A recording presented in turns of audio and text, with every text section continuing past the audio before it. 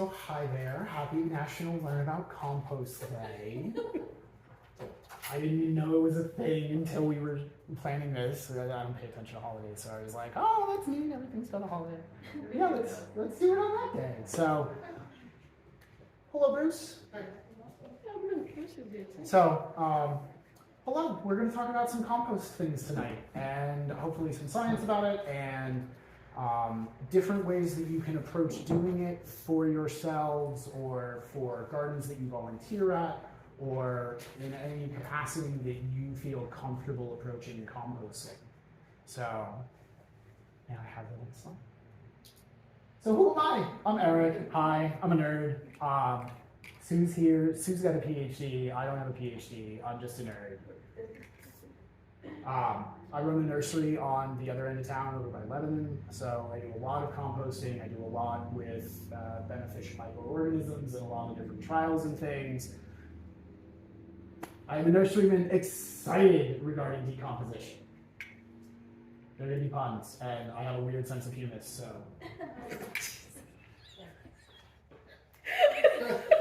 That one was for you. Can we have the next slide? So when we talk about compost, what do you guys think of? Decay. Decay? Gardens? Food.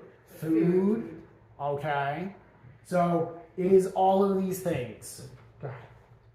Compost is decayed organic matter. Anything that was once alive can be compost and can be composted. Some people that's a little gross, and some people don't want to do that. And that's okay, but everything rots. It is fertilizer, depending on how you build your compost.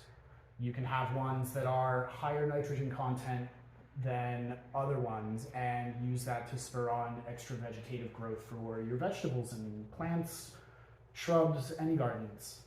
It is a soil conditioner, so when you work it into your mineral earth, and there's dirt, which is just the subsoil that you get. And then there's soil, which is dirt with life in it. And then there's compost, which is all the organic matter that has broken down and has integrated with your soil. And so it conditions the soil, it provides extra porosity, it provides habitation sites for microorganisms, and it gives you better tilth and better clumpiness to your soil so that you can form better soil aggregates. You can use it to bacterially or fungally inoculate different gardens. So if you have plants that need actinorhizal bacteria, you can brew a set of compost that is designed for them and then work that soil and that compost together, and you can just inoculate whatever garden beds you need with whatever microorganisms or fungal communities work best or are most linked with the species you're trying to grow. And it's fun. There's a lot of ways to do it, and it's fun. It's a good workout. You can put on an audiobook or a podcast or some jams and just have fun playing in some dirt and some compost. So there are 5 key ingredients of compost. The carbon is anything that is dried and lacking in high nitrogen materials. It's things like wood chips or cardboard, paper, shredded up pine cones, all that sort of stuff. That provides the pore space, and it provides habitat for all of your bacteria and your fungi. It provides extra bulking so that you have additional oxygen and airflow throughout your pile. And it gives you the opportunity to have more of that earthy smell that you get from really good compost. Whereas all of the nitrogen is the protein building blocks of all of the microbes that are actually doing this work for you. So the nitrogen itself forms different protein strains, forms the energy bases for all of these microbes and macro life forms that are going on in there. And it gives you that little bit of boost that gets you to a hot pile if that's what you're aiming for. And so it's really there to be the fuel to power your compost through its decomposition phases. The water that you need is throughout and dispersed into whatever composting setup you have. The hydrogen or the hydration that is in your pile is what allows these microbial communities to move between different spots of vegetation or different decaying matter. It's what allows the transition of freshly added stuff or turning things on the top of your pile throughout as it rains or as you water it, because hydration is important for making sure that everything is kind of cooking well, because you need all the extra moisture that you can get. But anything over 60%, you're going to get a stinky pile. So it's important to balance all of these things together. You need air. Oxygen is what causes all of these life forms that are in our piles to be able to respirate and to provide themselves with the energy used in conjunction with the nitrogen that we're providing them. And that's what they use to break down all of these materials that we're putting in, commonly called feedstocks, but we'll get to that in a few slides. If you don't have enough airflow through your pile, you're going to get a stinky pile. It's not a lot of fun. You can fix those things, but if you are not providing the airflow from the get, you could end up with a little extra work for yourselves. And the last part is the biology, but it's the biggest part of the whole shebang. They're the ones doing all the work for us, even though we're hucking it with forks or shovels or whatever we're using. There are microorganisms and macroorganisms, and we're going to talk a little bit about some of the life that you're going to see in your piles and why you should not remove that. Go ahead, next slide. So are folks familiar with the soil food web? It's one of the greatest little things in the whole world. So really quick, the soil food web is plants eat microbes and form roots that then inject sugars into the soil to feed more microbes. Those microbes live in the organic matter and in the soil, and they are the bacteria and the fungi and the smallest of the nematodes. And then those proliferate through all of our substrates, soils, composts, potting mixes, everything that air touches. You've got bacterial and fungal life going on. Those in turn feed the next order of life, whether it's arthropods or protozoa or a larger class of nematode. And then we get into the big bugs that you can really see, like pill bugs, and hopefully not for you, but roaches are one of the decomposers for things. And you get things like millipedes and centipedes and slugs and snails and all kinds of larger and larger life forms until you get to vertebrates. The vertebrates are potentially a key part of your composting adventure as well, but we'll get to that. So, what our goal is when building a setup for composting, whether it's something that we're going to turn or something that we're going to just dump in a corner of the property and let rot. Both are valid. What we want to do is we want to make sure that we're feeding this first order very, very well and very, very diverse things so that we can attract the widest population spread that we can, so that we have the most work being done. Diversity is key to a compost pile. It's how you sequester the various nutrients, because everyone's got a specialty. So if you can have a bunch of different things going into your pile, not just your lettuce from the garden, dandelion greens, and shredded paper, but extra vegetables, grasses, leaves from trees that have broken branches. All of these things provide slightly different forms of carbons and nitrogens and different kinds of sugars to the biology that we're trying to attract to get to do work for us. So, compost feedstocks. A lot of times it's broken into greens and browns, or high carbon, which are the browns, and high nitrogen, which are the greens. High carbon are things that have senesced, which is the technical term for when a plant draws back all of that energy from its shoots and its stems. So if you cut grass at the end of the season when it's totally dry, that's straw or hay if you have a low enough moisture content to it. A lot of the nitrogen is going to have off-gassed or been sequestered by some other life. Fall leaves, very high in carbon, not a lot of nitrogen. Fresh leaves are almost the same as the weeds on the high nitrogen side.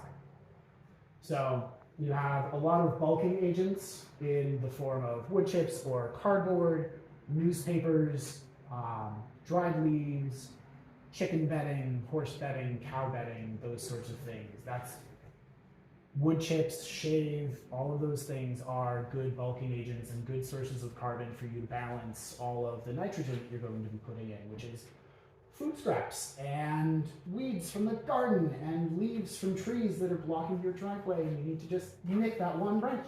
Whatever it is, we can put it in there and we can compost it, we can feed it to life so that it's gonna give life back to us. So on the high nitrogen side, things like chicken manures or duck manures, very high in nitrogen. Not everybody is really keen on working with poop, and that's okay. You don't have to include it, but I will tell you, as soon as you have life going on, you're gonna have poop in your pile. It's just gonna be very, very small. You won't necessarily think about it because it's all microscopic. Kitchen scraps, root vegetables, shavings from things, whatever you want to add that has been recently alive, you can do it. Meats and fatty things can be composted, but have extra special considerations, and they do make it a lot more challenging to get a good result without a lot of work, because you've got to build protection for it and all the other trappings of making sure that it's big enough to hide smells in the event that they show up, whether it's from a moisture imbalance or a nitrogen imbalance or what have you. Coffee grounds, depends on how strong you brew your coffee. You do a little bit of grounds and a whole lot of water, you're gonna have very, very neutral, non-acidic, non-nitrogenated coffee grounds. They're gonna be totally washed out of all of that. But if you do like strong pots, go for it. Toss it in the pile. It's extra bulking agent and it's gonna feed something. Grass clippings and weeds, super the same. Your enemies can be composted, but just like with meats and fatty things, there are additional complications to that, and it can make getting a good result out of your compost hard. So there is a lot of math that goes into how you can build your compost pile. This is from Cornell's composting school, and the long and short of it is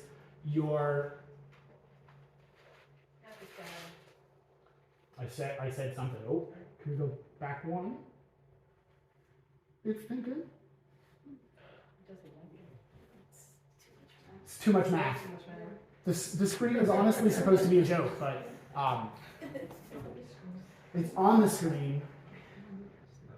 Can we unplug and replug it? So anyway, there is a lot of math that can go into building your compost pile, but it doesn't have to be daunting. It doesn't have to be scary. You don't have to know algebra and trigonometry to put your compost pile together. It was just a gag to scare y'all. So the long and short of it is your ratio of compost to nitrogen, which we saw on the last slide, is determined by your ratio of your carbon minus your moisture content divided by your nitrogen minus your moisture content as percentages. And that's just how you figure it out. But when we go to the next slide, we can do it much more accessibly. Roughly equal ratios by weight. 30 to 1, 35 to 1. That's what we're aiming for. So if you have a pound of fresh vegetable waste, you want about 30 parts carbon to that. I know it sounds like a lot, but that's your dry weight. So that's like a pound of leaves, a couple pounds of leaves, not too bad. Your carbon is so high that you're going to balance out and get that ratio very, very quickly. You can do it by smell. You can do it by feel. You can do it by sight. If it's wet and sloppy, you don't have enough carbon. If it's kind of stinky, you don't have enough carbon. If it's not doing anything, you don't have enough nitrogen.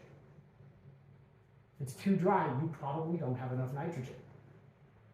And you can just add to it until you get to a point where your compost starts heating up, if that's your goal. Or you can just keep adding to it if breakdown is your goal and you're not looking to get that hot turned compost. Can we get the next slide? It doesn't have to start out optimal.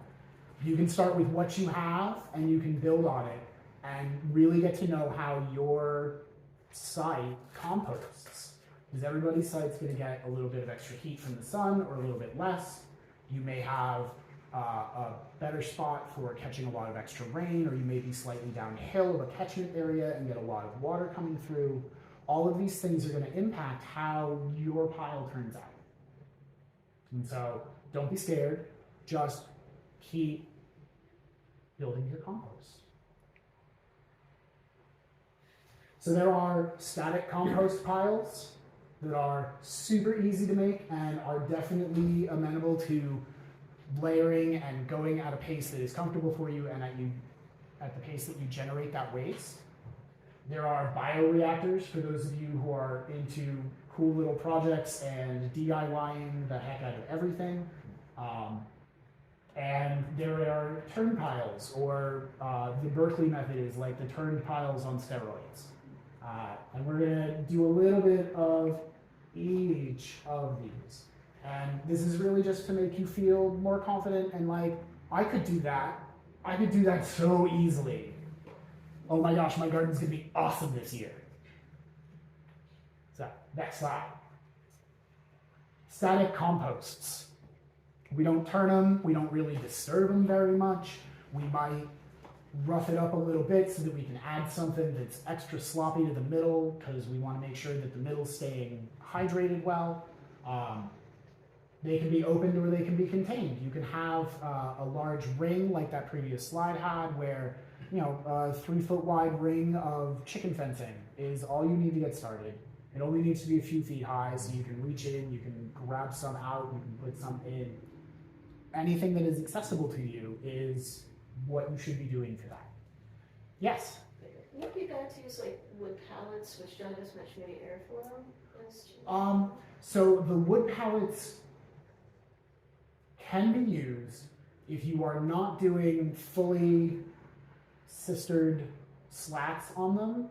You'll have plenty of airflow, but you will have to replace the pallets after a couple of seasons, just because if you're using anything that is pressure treated or sprayed with anything, you're going to get adverse effects out of your compost. You might impact the microbes that are showing up, because if it's antifungally treated wood, you're going to necessarily impact. So food stores and pet food stores are places to get good, clean, non-pressure treated, they're heated by they're treated by heat, and they're not sprayed or coated with anything. And you can use those. They're all hardwoods. You can get free cardboard out of it too for your bulking agent. So, and then they generally take a little bit longer than turned compost piles do. And that's just because we're not adding that oxygen that allows for the extra burning and oxidation of all of that material that's being chewed through. Very often, these types of piles will be very fungally dominated, which are generally better for your woody perennials, edges of forests, or fruit trees, or that sort of thing. Go ahead. So, like I said, there are just wire rings that you can do. Your big leaf pile, or your grandfather's big leaf pile in the backyard is probably some of the best soil amendment you could ever ask for.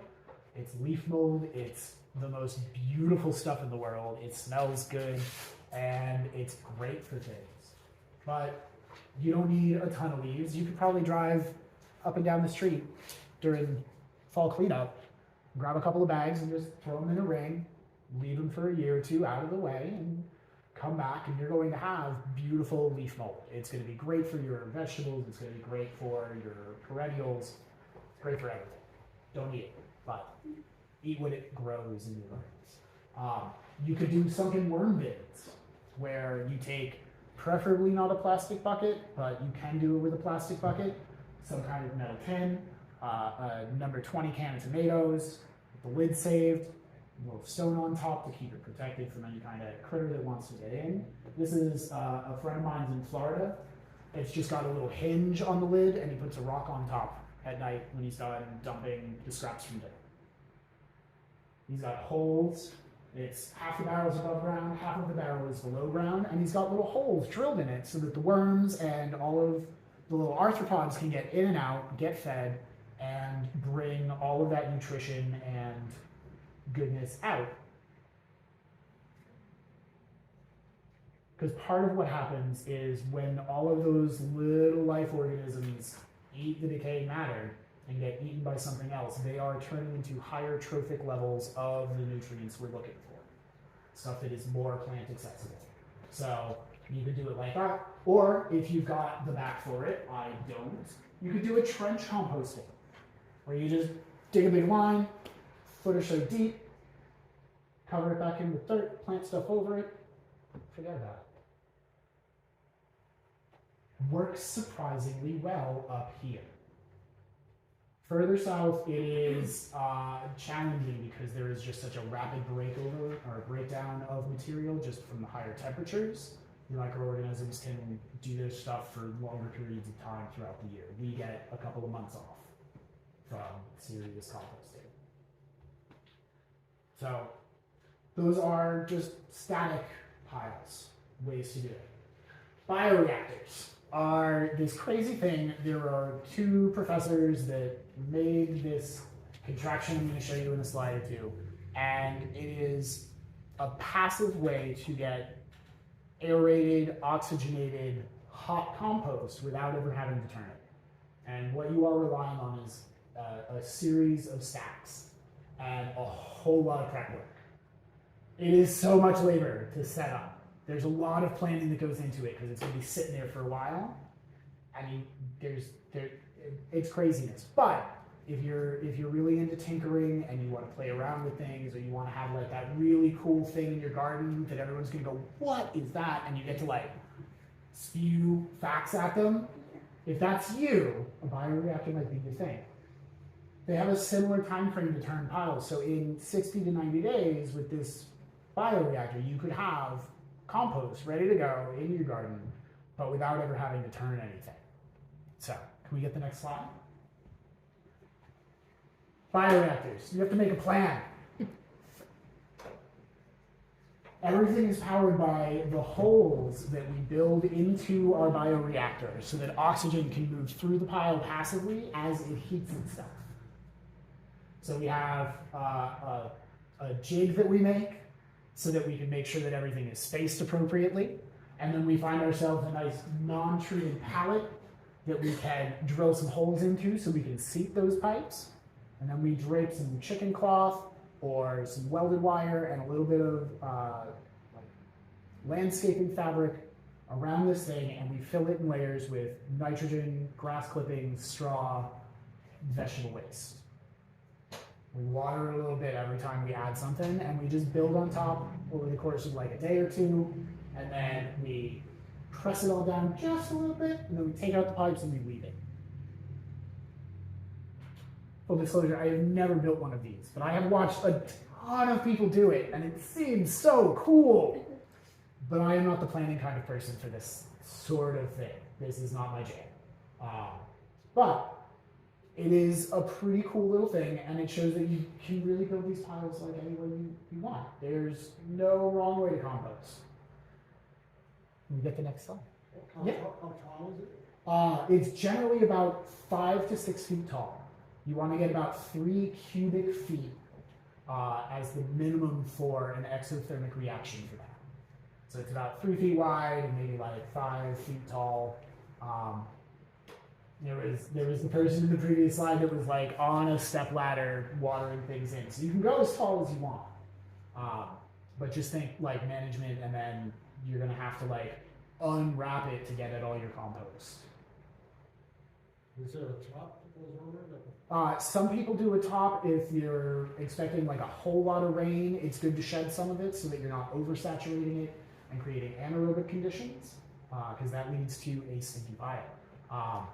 But up here where we get kind of a mix, as long as it's not like last year, you could cover the pile to retain moisture, but it's more of a see how it's going. You can literally like jam your hand down into one of the holes and feel your compost and see how things are progressing. You can tell if it's too dry. Oh yeah, super dry. Oh, it's a little wet. No, but I know I see the two of you laughing. If you're not putting like real poop in there, it's not really that gross. No, but if it's too wet, it's going to be gross. It's a little gross. You can always wash your hands. You can always wash your hands. So turned compost piles are probably the thing that we all think about when we think like that farmer of yore having a big compost pile and like spreading it out on the fields and doing all this. We think, ow, my back, because we're thinking about the wrong tools. Quick note, a garden fork like this, the little 4 tines, great for breaking stuff up, terrible for turning compost. Terrible. Like the worst thing in the world. It just falls through. Much better is something that you can pick up at like one of the agways or a Tractor Supply. They're called mulch forks. And they are for moving small things together. It's like a pitchfork with a little scoop. You can get 8 or 10 tines on it. Even a 5 tine is better than the square one. This will make you hurt. Guaranteed you're going to be working too hard. So when we get our pile up to a size that it starts producing heat and it starts really breaking down at a rapid clip, we are entering what is called the mesophilic stage. And it's really just a fancy way of saying we're inviting the medium heat loving bacteria in. There are a range of life forms that are going to really appreciate that pile and what it has to offer as it heats up. But as they proliferate through the pile, they are inviting other organisms in that need it to get even hotter. And so as we go, we're inviting in millions and billions of lives in this first stage, and then we are killing them all off with much higher temperatures. This is the range where you're killing a lot of your pathogens and your weed seeds. This is also the stage where we want to turn most frequently, is when it's generating the most heat. Yes? And about how hot is that? So I know it's in centigrade because like all of the good compost papers are in centigrade for some reason, or Celsius. So that is about 130 to 160 degrees Fahrenheit. I do not recommend it, but you could cook an egg on good compost. Really. I don't recommend it. No, you don't. There's a lot of... Where we are, we can do that. So we get up to 130 for 15 days is the minimum standard to have what is considered organic certifiable compost. That's, you spent 15 days, every bit of the pile has gotten to at least 130 degrees, and you've killed off pathogens, you've killed off weed seeds, you've killed off disease bacteria and fungi that you don't want to have, especially around things that you eat fresh from the garden, like strawberries, lettuces, salad greens, things like that. Stuff that has skins you can kind of wash off and clean off or peel. Yes. Is the only way to know is to use a thermometer and check it, or is... So I compost in my sandals. These are OSHA approved sandals. I've got my temperature gauges attached to me. If you're working a compost pile that is actively in an oxidative decomposition state, you will feel it. You'll see steam coming off of things the second you break into inside that outer layer. So even as you're adding more stuff to it, though? Oh yeah, you'll see as If you can hit 3 cubic feet of stuff, it will start heating up. If you can get to 3 yards of stuff, you are impressive and doing a great job, but you're going to very readily hit possibly even 175 degrees Fahrenheit with a pile that large. That's why when you see like mulch depots and things with those like, oh, you can fit 2 full dump trucks in that bay and it's to the sky with mulch and things, they turn those constantly to dissipate heat. And that's why you hear about mulch fires, is because they've had just the right amount of dye, which is a nitrogen-based dye, because it's a plant solution, and a bunch of wood chips and enough moisture, and it just got too hot because it was too. And so, if we don't turn our piles, as the portion on your right shows, we can get way too much heat in the center of our pile and kill off everything. That's what you see when you've done it, is really ashy or gray compost. If you've ever like taken your ride-on mower and you just like dumped the bucket out the back and left it for a day and you came back and the center of it was like chalky, it got that hot that quick. It's craziness. But so as we spike, we're killing off all the bad bacteria, we're killing off a lot of the disease pathogens which have a lower temperature threshold than the 160, but we're still keeping some of the most biologically active thermophilic bacteria, not a lot of fungi at this point. As we work through a lot of the nitrogen that has been powering our compost's heat production, we're going to start a cooling phase, and that's when our pile really starts shrinking down. Commonly, you'll see reductions in your overall pile size up to 40%, 50% if it was really active. You'll have much less coming out than you did going in, but it's much more biologically active and it's much more nutritious for whatever you're going to integrate it with. As it comes down even further in temperature, so the longer you let it sit, the more you're inviting fungally dominant type species in, because it's now at a temperature that they can tolerate well. A lot of the fungi die off in the mesophilic and the beginning of the cooling stages, and we re-invite them in by aging our compost and letting it sit until it comes to ambient temperature. So if you want, yes? Okay, so you've done up the temperature, right? Yeah. For this, how many weeks you have, but you're still adding stuff to it. So as it cools down. So at a point, when you feel that heat and you're like, if you built like a bay for it, or you were doing a ring and you were like, I got like another foot, you can keep going. But once you hit that theoretical size, whether it's how much you actually want to work, and some people are like, no, I just want to do like a little small pile, or like a little 3x3 bay out of pallet wood. And that's totally cool. You can absolutely do that. If you do a huge pile, you will be adding to it for quite some time, but you will want to start turning it as you're adding things, so that you are integrating that additional moisture. You're distributing and redistributing some of the microbes that are in the center where it's hottest, and you're trying to get all of the weed seeds that you may be incorporating or that are landing on the outside of your pile that is not quite as hot as the inside. So at a point, you stop adding to this pile and you'd start another pile. Or you can hang on to it, you can stick it in the freezer, you could, feed it to chickens. But you don't want to let it cool for a long time. You can. Cold composts or static composts are just purely based on the ambient temperatures and are just as good.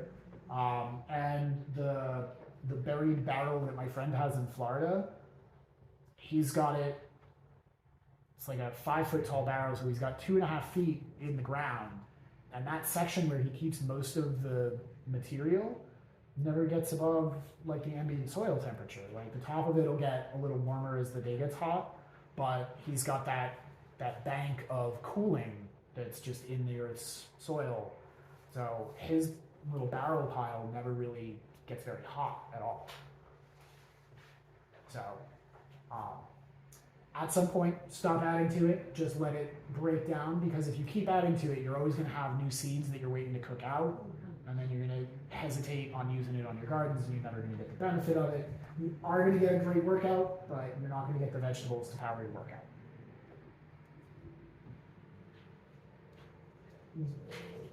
Perfect. No, you're good. You're good. So, one of the ways that people like to organize their composting setups to actually tackle this exact thing. So, you are fantastic. MVP of the attendees tonight. 3-bay setups. 3 bays allows you to have a pile that is being built and a pile that is actively working, and then a pile that is in its cooling and stabilization phases. And as you fill one up, the other is cooking down or cooking down. And as soon as you can remove your finished compost and spread it somewhere, you can turn the next bin into it and start that phase for that, bring in the new stuff, and then start whole fresh again. And one of the nice things about this is that it kind of gives you an organizational way to kind of be like, okay, I'm done with this part. I can take a day off or two. I don't have to throw every single thing that I'm mowing out of the yard into this right now. I gotta let it sit and mature, and I can calm down. And then you can turn and you can make sure that you're doing, keeping track of how long it takes you, because in the summer it's going to take you a shorter period of time than it does in the spring or the fall. You can see differences in your piles, like, oh, I added a lot of carrots and this happened, or oh, I added a ton of tomatoes because we went canning and jarring and I had all this slop. Different things are going to do different effects to your pile, and it can be fun to track those changes as you go and as you kind of go with this adventure. And the nice thing about the 3-bay things is that you can always be composted, because it's great. Even if it's winter up here, you can have your piles ready to go, so that the second the ambient temperatures get high enough for those microbes to start working, they are working for you. And you have more material to put on your gardens, and more things to grow. Yes? So when it's ready and you're emptying the bin, should you empty it completely, or is there any value in leaving some of the... So it depends on what your goals are. If you just desperately need all of the compost that you can get to start a garden, don't bother leaving it. Just put it all into the soil and build that patch of ground up so that the plants that you're harvesting from it have better nutrition and better cellular structure and better biology interacting with them from the get, so that when you add those garden scraps into your next compost pile, you've already inoculated your new compost pile. You can do it through getting food out of your gardens before having to worry about inoculating like the beginning stage of the pile. You can do it, and there's no reason not to, unless you just desperately need every ounce of compost you're making. But having that biology, if you're happy with it, if it smells good, like think like that really nice earth that you smell right after a spring rain or a summer thunderstorm, and you step outside and like get that little touch, and it's just sweet, but it's not too sweet, and it's earth, and it's, I don't know, it's like nasal umami. But when you get that smell out of your compost pile, that's a great inoculant to use. You can do it for trees that you're growing or plants that you're starting. You can mix it into your potting mix for when you're starting vegetables or other plants, and it's going to really boost their capabilities. Or you can take a small bit of it and you can throw it in your first stage of your 3-bay system or into a new compost pile, and you'll start out with all of those fungal and bacterial life forms that made your previous pile so great, and they'll get started on the work for you, inviting all of those mesophilic bacteria and fungi back in.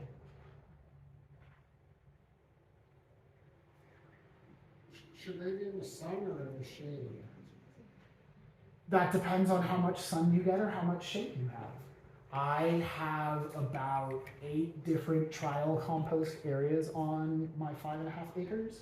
Some of them are in the woods and are slow composts. Some of them are integrated with our birds and are quick composts. Some of them are trenches that I've dug and just buried in a bunch of like chicken bedding and duck bedding, or my neighbor mucks out his horse stall every so often, and I'll dig a trench and plant some stuff that's, you know, not necessarily food this year, because rain can splash residuals on things, so if you're using it fresh, it's not great. But if you bury it a little bit, it's just interacting with the roots, and if it's something that grows up and sets fruit tall, then great. All of these things are different depending on how much heat is going on and how much shade you have, how much water you have. It's all a very delicate but kind of resilient balance between all of those 5 elements that make up a really active compost pile. So if all you've got is real full sun, build a pile. You may have to keep in mind how much water you're adding or how wet your ingredients to it are, because it will dry out in the sun. Covering it with a tarp or a piece of fabric to kind of keep some of the moisture in on the hot days might be a good idea. If you've got a lot of shade, build a slightly bigger pile so that you can get more of that internal heat rather than relying on the sun providing extra heat. But as long as you start doing it, you're going to very quickly go, oh, okay, well, this part is cooking and this part is not, so I'm going to mix it up so that they all cook. And I've got a little extra, like, zucchini this week, because we're all, like, 5 weeks away from having too many zucchinis, right? Thereabouts. Mine are going crazy. For people who don't really like working their back too much, I still do it, but sparingly. We can use chickens, we can use birds. Turkey's not so great. Pheasant, not so great. Chickens, and guinea fowl, and what was the other one that my friend was, quail, actually. Quail are really good at turning compost, and they're quiet and they're small, which is just the weirdest, like they just go nuts. And what they are doing is they are doing all of those turns for us. If you've ever watched a pile of chickens go in a pile of dirt, they kick that thing down to grade in an hour or 2, depending on how big that pile is. And they're just going to go through and they're going to look for everything that they can eat. And if we think back to that slide that showed us all of those different levels of life forms that are interacting with our pile, way at that end, where all the predators were our birds. And when they are interacting with our pile, they are kicking it around, they are adding oxygen, they are adding additional nitrogen, which is keeping up all of the heat that is going on. You may have to add a little extra carbon if you have birds working your compost, but it's a fantastic way to do it. You can set them up with a pen that they can go into. Maybe you've got just a little bit of welded wire fencing and you just got like a 3x3 square that you let the birds into every couple of days, and they kick apart your pile, and then you just kind of rake it up gently and you let it go. They are doing all of that turning for you, and you are going to get nice finished compost out of it. You'll probably get really delicious eggs. And if you're into that sort of thing, like, it's really good. We have, on our farm, I had videos, but the slides did not want to play nice with the videos that I have.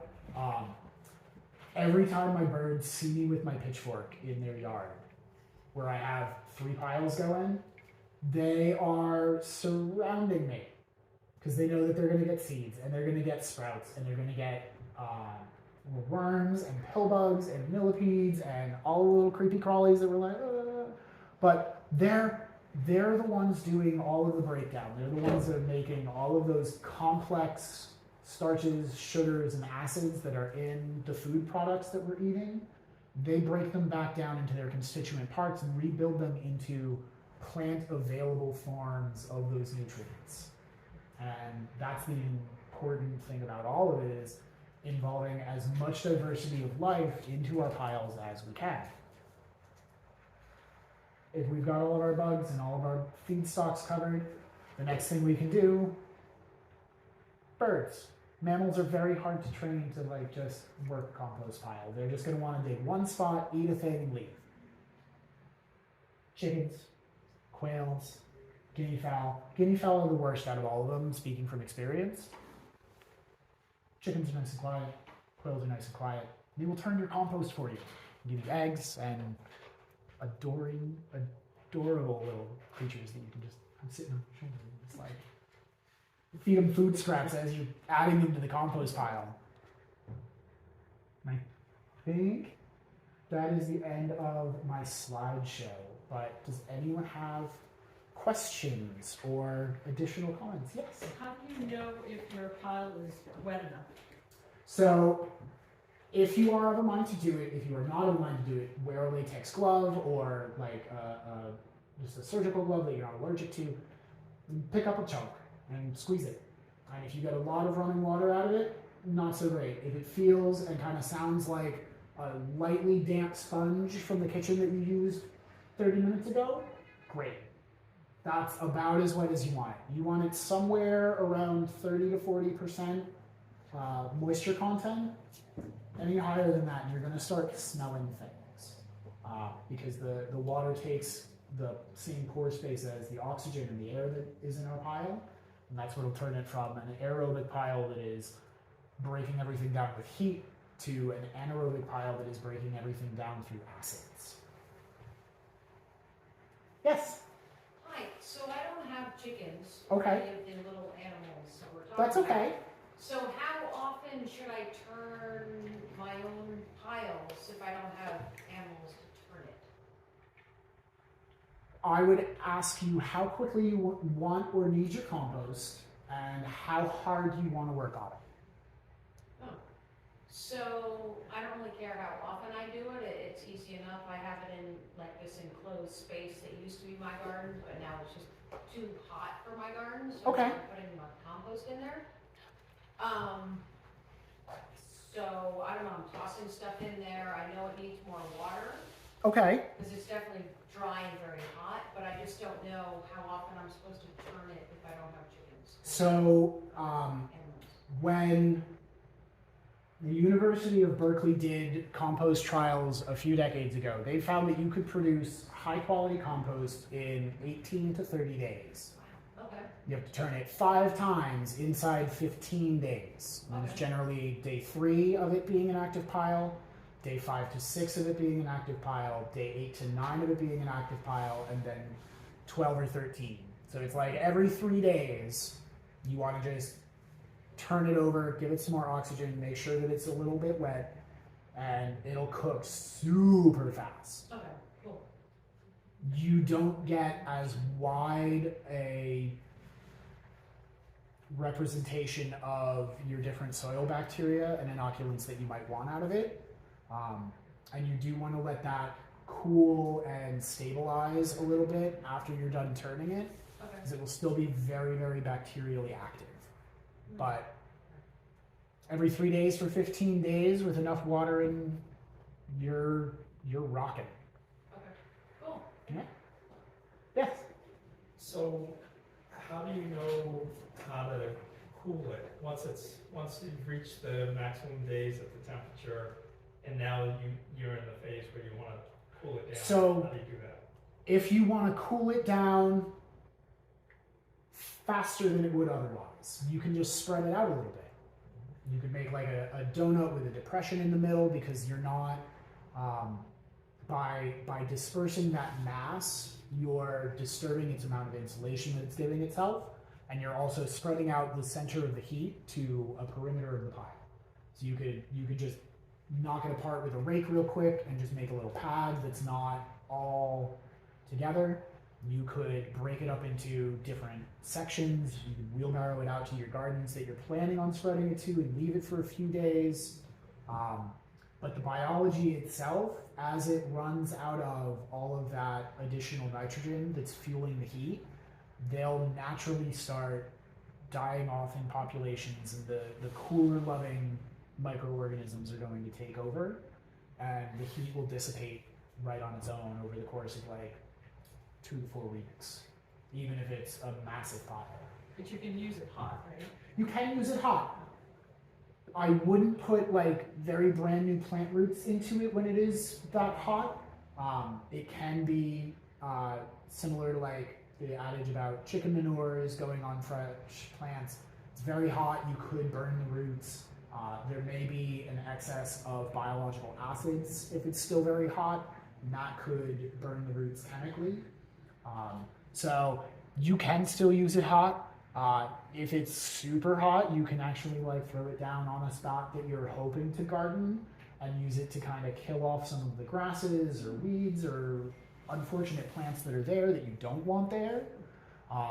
And just throw a tarp over it to keep it hot for a few extra days, make sure that everything's under that is dead, and then you have a great garden that's half compost, and whenever you're digging, you're mixing that compost in, and you're going to have a great garden. So yes, you can use it hot. Yes. Brand new to all of us. Awesome. If I do all the work for the summer Uh-huh. to turn and create the piles, Yeah. and I leave it for the winter, will it still be useful for next spring? Oh yeah. Okay. It's going to have a higher proportion of fungal life forms than bacterial life forms. As it cools, the nitrogen level does drop off, and the carbon is still there because it's the bulking agent and it's the habitat for all of our microorganisms. The fungal species will kind of proliferate through that. You can actually, like, if you have shiitake mushrooms for dinner one night when it's getting really cool, you could like throw some of those in there, maybe generate some shiitakes. Wine cap mushrooms are another one that are very easily spread through cooling compost.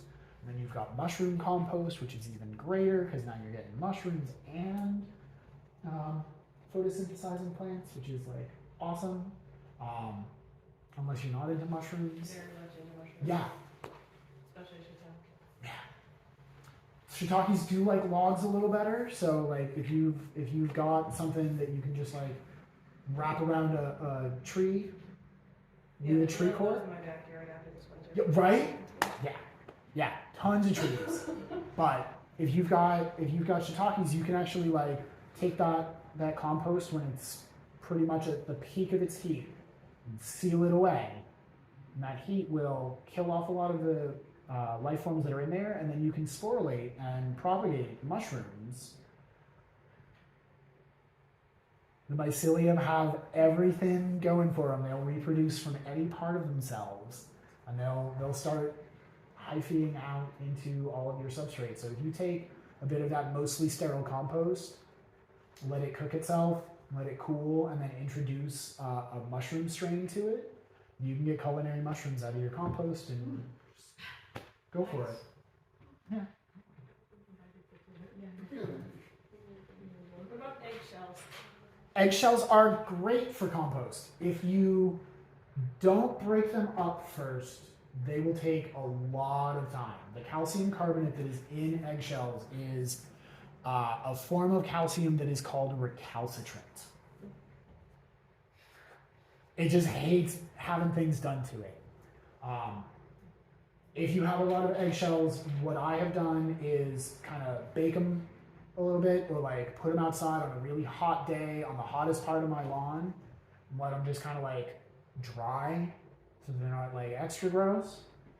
You can throw them in the oven at like a low temperature, like 160, so you're just killing off whatever pathogens could be present on them or in them. And then crush them, and they will start to break down with excess surface area for the biological acids to attach to. Or you can jumpstart that and use a little bit of acid yourself. Apple cider vinegar and a jar and like a pestle for yourself. Just crush up the eggshells, cover them with a little bit of apple cider vinegar, let it oxidize. It's going to release a lot of the carbon dioxide, but what you're left with is the calcium that is going to be most bioavailable for the plants that you're using to life. That seems like a lot of work. I mean, it depends on, I guess it depends on how often and how you're making your eggs. I do a lot of like, I'm going to bake like a madman this week, or I'm going to do, you know, a dozen quiches and freeze them. And then I've just got a bowl of eggshells, and I can just throw them in a plastic bag and like roll over them with my truck. Or But do you have to sterilize them? you don't have to. Some people prefer that. So With the birds that I do my composting around, all of my eggshells go almost immediately back to them. They will horrifyingly eat their eggs and the shells. They need the calcium. That's why you could go to the store and spend $15 on a plastic wrapped bag of basically oyster that was not sustainably harvested and chicken eggshells, or you can just feed them back their eggshells. If you know someone who raises chickens and you're like, hey, do you want all my eggshells to feed back to your birds? They're gonna go, oh my God, yes. And they will take them because their birds need them to stay healthy and keep producing the eggs. Yes? Without ashes. Ashes are great. They are a little bit basic, so you don't want to go too hard with them. The potash itself is high in potassium. There are often a lot of salts in wood ash. So light layers throughout the compost, or added in like bulk when you are actively doing one of your turns of the compost so that it is well distributed, not going to harm your compost, and if anything is adding a wider nutrient profile to it. You can also kind of keep it pH balanced depending on what your goals are for it with wood ash. Do you do pH testing of your compost? I have the test strips. I've accidentally created very, very low pH composts. They did not smell great for their entire lifespan.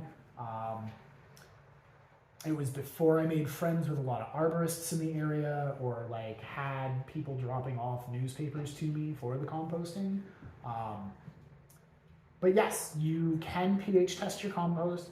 You'd want to take some and a little bit of sterile water and just let it swish around in your tube or your ramekin or whatever it is that you're using, and then dip your strip, and you can tell pretty quickly. And it's going to give you if you take it right after you've blended or turned your pile, you're going to get a better representative sample of what's in your pile as an average. Whereas if you just dig into one side and that's like the only disturbance you're doing, you're only really getting a snapshot of that section of your pile as it sits right then.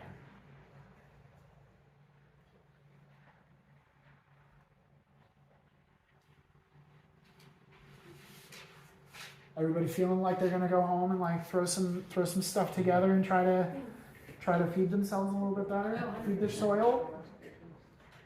We need to fix it, actually.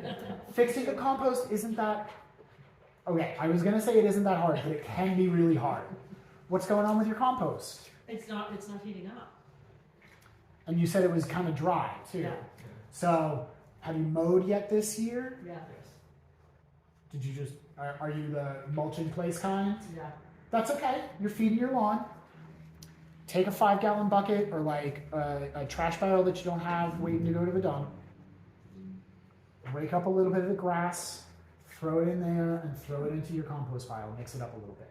You're going to bring some moisture back into the pile. You're going to bring some fresh nitrogen into the pile. If you need more than that, you can add your veggie scraps. You can add, That's what we usually put in. It's more veggie scraps and dry leaves. But talking right. And are they like the coffee grounds after it's kind of like dripped off everything, or do they still have a little bit of moisture to them when you throw it? Okay. What I would say, if your compost is dry and not heating up, you need more moisture and more nitrogen.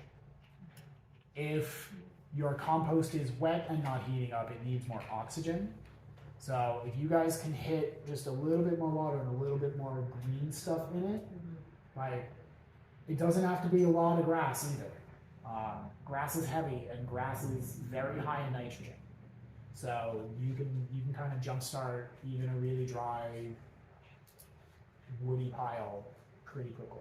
Yeah. We have 2 bins. They're 3x3. Mhm. It's a black bins. One of them has a cover. Okay. You can remove and put back on. The other one doesn't. Okay. Should we continue to run them that way with one that doesn't have a cover and one that does, or?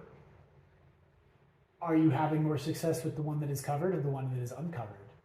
Well, yeah, the one that's covered is the one that we've been using predominantly, Okay. and the other one was really not that active until we started Okay. just start filling. So I would say if you're using the one that is covered and you're seeing results out of it, even if they're small to start, like every success builds on itself. So once you get like your first really good set of compost done, you're gonna be like, oh my god, yeah, this clicked.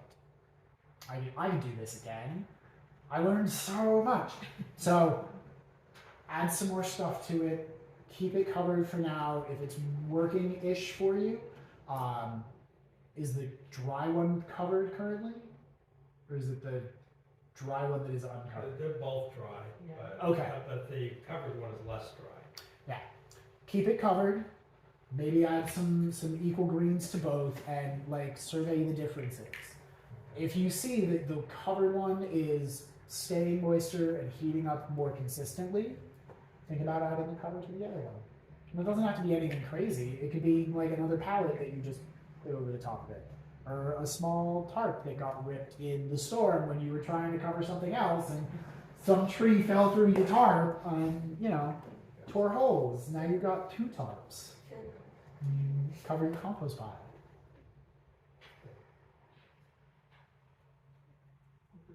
Honestly, I could talk compost until they literally kick us out, but That's very helpful. thank you all for coming.